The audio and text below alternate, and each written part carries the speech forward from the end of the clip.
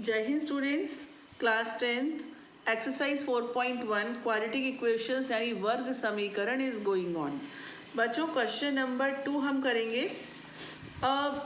अक्सर बच्चे पूछते हैं कि हम जो मैथ्स पढ़ रहे हैं वो डेली लाइफ में कहाँ यूज़ होता है ना, तो अभी आपको पता चल जाएगा। इतनी सारी कंडीशंस आपके सामने आएंगी, आप उनको मैथ्स में कन्वर्ट करोगे। देखो, निम्न स्थितियों को द्विघात समीकरणों के रूप में निरूपित कीजिए। Represent the following situations in the form of quadratic equations. तो ये जो आपको इतनी सारी दी है ना, ये सब डेली लाइफ की सिचुएशंस हैं। इनको हम गणित की भाषा में लिखेंगे। एक आयताकार भूखंड का क्षेत्रफल 528 मीटर स्क्वायर है। क्षेत्र की लंबाई मीटरों में चौड़ाई के दुगने से एक अधिक है। लंबाई जो है ना वो चौड़ाई के दुगने से एक अधिक है। समझते चलना, ठीक है। हमें भूखंड की लंबाई और चौड़ाई ज्ञात करनी है। The area of a rectangular plot is 528 metre square. The length of the plot in metres is 1 more than twice its breadth. We need to find the length and breadth of the plot. वो कह रहे हैं कि हमें भूखंड और की लंबाई और चौड़ाई ज्ञात करनी है, समीकरणों में निरूपित कीजिए। यानी आपको ज्ञात करने को नहीं बोल रही है, नहीं बोल रहे कि बताइए, बस बताइए कि हम इक्वेशन कैसे बनाएं। इसके लिए बच्चों हम एक रफ डायग्राम बनाते हैं, ठीक है। ये रहा आपका रेक्टेंगल, ठीक। इसका एरिया आपको दिया है 528 मीटर स्क्वायर और एक शर्त दी है कि लंबाई चौड़ाई के दुगने से एक अधिक है। Length is 1 more than twice its breadth। तो ये बताइए बड़ा कौन हुआ और छोटा कौन हुआ? चौड़ाई कम हुई ना, क्यों? क्योंकि देखो, इसको हम अगर x ले लें तो ये बोल रहे हैं कि जो इसकी लेंथ है ना, इसके डबल से एक कम है। तो डबल कितना होता है? 2x, एक कम यानी 2x - 1। अगर x यानी चौड़ाई x मीटर है तो इसकी लंबाई होने जा रही है 2x - 1 मीटर्स। यहाँ पर हम लिखेंगे let the breadth of the rectangle be x metres. माना आयत की चौड़ाई x मीटर है, ठीक है। Then its length will be कितनी? 2x - 1 मीटर्स, ठीक है। अधिक है, सॉरी मैंने कम समझ लिया, अधिक है, प्लस होगा, अधिक में प्लस होगा, है ना। कम मेरे माइंड में रहा कि कम है, कम नहीं है बेटा, ज़्यादा है, 1 ज़्यादा है, ठीक है। तो +1 आएगा। तो ब्रेड्थ विल भी यहाँ लिखेंगे, अतः इसकी लंबाई होगी, अतः इसकी लंबाई होगी कितनी? 2x + 1 मीटर्स, ठीक। अब एरिया, क्षेत्रफल क्या होता है बेटा? वैसे कितना दे रखा है? 528 मीटर स्क्वायर। और क्षेत्रफल यानी एरिया होता क्या है? लंबाई गुणा चौड़ाई, यही तो होता है आयत का क्षेत्रफल, है ना। तो लेंथ कितनी है? 2x + 1 और ब्रेड्थ कितनी है? x, ये है। मल्टीप्लाई किया, 2x² + x is equal to 528। उसको भी इधर ले आइए, 2x² + x - 528 is equal to 0 हो गया। क्लियर? इस तरह से हमने सवाल को बांध लिया। अब हम आगे की एक्सरसाइजेज में इनको सॉल्व करना भी सीखेंगे। अभी तो सिर्फ इक्वेशन बनाइए इतना बोल रहे हैं। तो बच्चों जो थोड़ा सा मुझे कंफ्यूजन हुआ था, कम है, कम नहीं है, ज़्यादा है, ठीक है। तो +1। नाउ क्वेश्चन नंबर 2 का पार्ट 1 था ये। अब हम करने जा रहे हैं पार्ट 2। दो क्रमागत धनात्मक पूर्णांकों का गुणनफल 306 है। हमें पूर्णांकों को ज्ञात करना है। The product of two consecutive positive integers is 306। We need to find the integers. बच्चों इंटीजर क्या होते हैं आपको मालूम है? वो नेगेटिव इन्फिनिटी से चालू होते हैं, शुरू होते हैं और -3, -2, -1, 0, 1, 2, 3 कहाँ तक जाते हैं? इन्फिनिटी तक। मतलब लेफ्ट में भी अनंत तक, राइट में भी अनंत तक। और साबुत होते हैं, पॉजिटिव भी हो सकते हैं और नेगेटिव भी, 0 भी हो सकता है। ये होते हैं बेटा इंटीजर्स। इंटीजर्स यानी पूर्णांक। ठीक, अब उन्होंने एक शब्द बोला है क्रमागत पूर्णांक, इंग्लिश में कहते हैं कॉन्जिक्यूटिव इंटीजर्स। तो कॉन्जिक्यूटिव क्या होते हैं? क्रमागत क्या होते हैं? जैसे 5 का क्रमागत 6 है ना, 11 का क्रमागत 12 है, 8 का क्रमागत 9 है, यानी कॉन्जिक्यूटिव, उसके आगे वाला, है ना। तो अब बताओ मुझे आगे वाला कैसे आ रहा है? पिछले वाले में +1 करके आ रहा है। देखो 5 + 1 6, 8 + 1 9, 11 + 1 12। अगर मैं एक को x ले लूँ तो दूसरा क्या हो जाएगा? x + 1। पिछले वाले में एक जोड़ दो तो आ जाता है ना। अब हम लिखेंगे यहाँ पर late 2 consecutive integers be x and x + 1। ठीक है, माना 2 क्रमागत पूर्णांक x तथा x + 1 है। अब क्या कह रहे हैं? इनका गुणनफल, प्रोडक्ट यानी गुणनफल। ये कितना दिया है बेटा? ये दिया है 306। ठीक है, तो एक है x और दूसरा क्या है? x + 1। इनका गुणनफल कितना दिया है? 306। तो x² + x = 306, x² + x - 306 = 0। That's all, हो गया, है ना, ऐसे। Now come to the part number 3। Rohan की माँ उससे 26 वर्ष बड़ी है। उनकी आयु वर्षों में का गुणनफल अब से 3 वर्ष पश्चात 360 हो जाएगा, हो जाएगी लिखा है। चलो, हमें रोहन की वर्तमान आयु ज्ञात करनी है। क्वेश्चन को समझो। रोहन की माँ रोहन से 26 साल बड़ी है। तो अगर मैं रोहन को ले लूँ x, तो उसकी मदर कितनी हो गई? x + 26। 26 साल ज़्यादा है ना, ज़्यादा में क्या करते हैं? प्लस ही तो करते हैं। तो अभी रोहन मान लीजिए x वर्ष का है, उसकी मदर हो जाएंगी x + 26 ईयर्स की। इतना समझ गए? अब मैं थोड़ा सा इंग्लिश में भी पढ़ दूँ। Rohan's mother is 26 years older than him. The product of their ages in years 3 years from now will be 360. We would like to find Rohan's present age. अब ये जो दूसरी कंडीशन दी है ना, 3 साल बाद इनकी एज का मल्टीप्लाई करने से 360 आएगा, वो मैं अभी आपको समझाती हूँ। पहले इतना लिख लेते हैं, ठीक है। सबसे पहले हम लिखते हैं let the present age of Rohan be x years। ठीक है, फिर हम लिखेंगे present age of his mother will be कितना? x + 26 years. ठीक है ना, ये थोड़ा दिखेगा नहीं आपको, अब दिखा होगा। ठीक है, हम यहाँ लिखेंगे माना रोहन की वर्तमान आयु x वर्ष है। ठीक है, उसकी माँ की आयु होगी कितनी होगी? x + 26, क्योंकि वो 26 वर्ष बड़ी है। ठीक, अब जो कंडीशन दी है वो कंडीशन 3 साल बाद की कंडीशन है। तो हम यहाँ पर लिखेंगे, हेडिंग डाल देंगे आफ्टर 3 ईयर्स। आफ्टर 3 ईयर्स, 3 वर्ष बाद। बताना तो क्या होगा 3 साल बाद? क्या होगा? बोलो बोलो बोलो, 3 साल बाद क्या होगा? मैं अब लिख रही हूँ यहाँ पर, रोहन्स एज विल बिकम।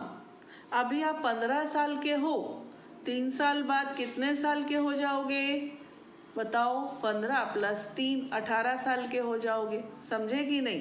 तो अभी रोहन x साल का था, 3 साल बाद उसकी उम्र में 3 साल और जुड़ जाएंगे, वो x प्लस 3 ईयर्स का हो जाएगा। His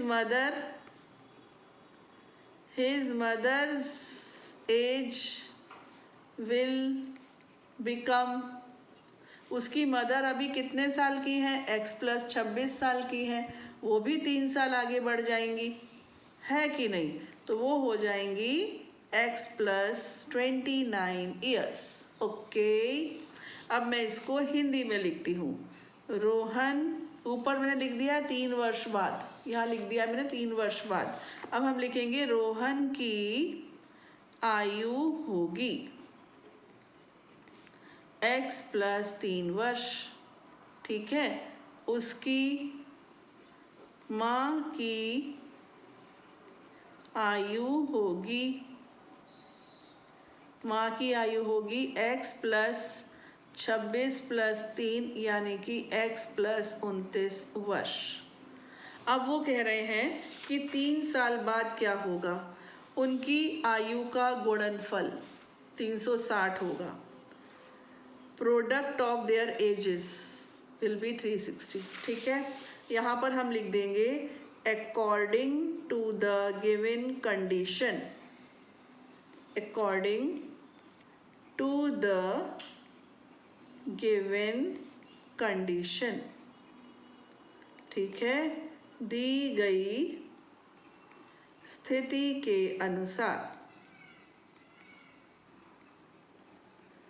according to the given condition, दी गई स्थिति के अनुसार। ये जो उसकी x प्लस 3 वाली एज है और उसकी मदर की x प्लस 29 वाली एज है, इन दोनों का प्रोडक्ट करने से 360 आएगा, बस ये बात है। मल्टीप्लाई कर दें, x square plus 29x plus 3x plus 87 आएगा शायद, है ना, हाँ 87 इज इक्वल टू 360। तो x square plus 32x plus 87 minus 360 is equal to 0।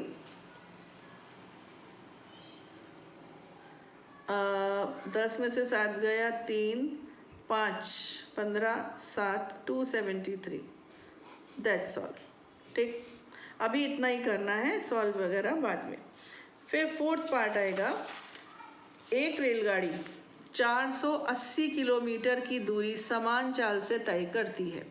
यदि इसकी चाल 8 किलोमीटर प्रति घंटा कम होती तो वह उसी दूरी को तय करने में 3 घंटे अधिक ले लेती। हमें रेलगाड़ी की चाल ज्ञात करनी है। A train travels a distance of 480 kilometers at a uniform speed. If the speed had been 8 kilometers or less, then it would have takes 3 hours more to cover the same distance. We need to find the speed of the train. ये है question, ठीक है, समझिएगा ध्यान से। एक गाड़ी की स्पीड मैंने समझ ली अपने मन में कि x किलोमीटर प्रति घंटा है, ठीक है, और उसकी जो दूरी उसको तय करनी है बेटा वो है 480 किलोमीटर। हाँ, टाइम, अब बताओ, स्पीड का फॉर्मूला सबको मालूम है, speed is equal to distance upon time, यही होता है ना। टाइम यहाँ ले जाओ, स्पीड यहाँ ले जाओ, ले जा सकते हैं ना, टाइम यहाँ आ जाएगा, स्पीड यहाँ, तो क्या बन जाएगा formula, time is equal to distance upon speed. Distance कितनी है 480, स्पीड कितनी है x, तो टाइम कितना हो गया, टाइम हो गया 480 अपॉन x। यहाँ पर मैं लिख दूँ, हम लिखेंगे लेट द यूनिफॉर्म या नॉर्मल स्पीड कर दो, at the normal speed of the train be x kilometres per hour. माना रेलगाड़ी की सामान्य चाल x किलोमीटर प्रति घंटा है, ठीक है, ये हो गई सामान्य चाल। अब दूरी, डिस्टेंस टू बी ट्रेवल्ड, दूरी तय करनी है कितनी 480 किलोमीटर्स इतनी दूरी तय करनी है। लिया गया समय, टाइम टेकन, लिया गया समय। इसका नाम मैं T1 रख रही हूँ क्योंकि 2 बार टाइम निकालना है, तो पहले का नाम रख दिया T1। अब डिस्टेंस कितनी थी? डिस्टेंस थी 480 और स्पीड कितनी थी? x, तो T1 आ गया 480 अपॉन x। यहाँ लिख देंगे थोड़ा सा छोटा सा, time is equal to distance upon speed, Hindi वाले लिख लेंगे समय बराबर दूरी बटे चाल, ऐसे। ठीक है, ये हो गया। अब आप लिखेंगे न्यू स्पीड। ठीक है, नई चाल। क्या किया अब की बार उन्होंने? अब उसकी चाल को 8 किलोमीटर प्रति घंटा कम कर दिया। देखो ना क्या लिखा है, लेस, है ना, कम कर दिया। ठीक, तो अब नई चाल कितनी हो गई? x-3 हो गई किलोमीटर्स पर आवर, है ना। अब टाइम कितना होगा? अब इस वाले टाइम को मैंने बोल दिया T2। ठीक है, T2। डिस्टेंस तो उतनी ही है ना, 480, और स्पीड हो गई x-3। अब ये बताओ, चाल कम कर दी तो समय ज़्यादा लगेगा कि कम लगेगा? जब चाल को आप कम कर दोगे तो समय ज़्यादा लगेगा, है कि नहीं? आप धीरे धीरे गाड़ी चलेगी, आप ज़्यादा देर लगाओगे पहुंचने में। अगर आप चाल बढ़ा दोगे तो समय कम लगेगा, उल्टा होगा, है ना।